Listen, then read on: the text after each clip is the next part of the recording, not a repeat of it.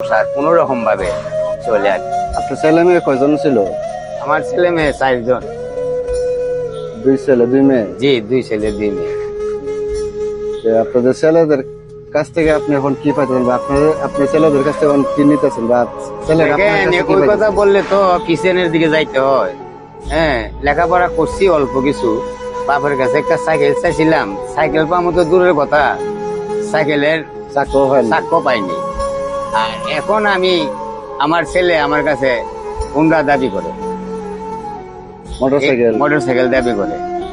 এটাই সে বাস্তবতা। জি, তো আমি চিন্তা করে দেখলাম একটা হুন্ডার পয়সা তো আমার কাছে নাই, যদিও মন আছে দেওয়ার, কিন্তু আমি তো এটা 2-3 লাখ টাকা ম্যানেজ করার মতো আমার চাকরিও না, আমার কাছে তো ওই ধরনের আমার অর্থ নাই।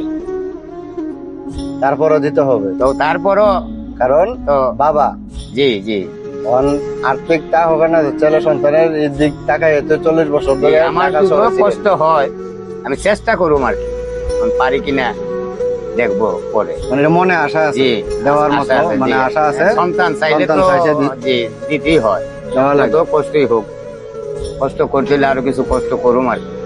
দেখ, আপনার জন্য দোয়া করি ভাই, আপনি এত বছর শহরে আছেন, আমরাও আছি, আমাদের জন্য দোয়া করবেন।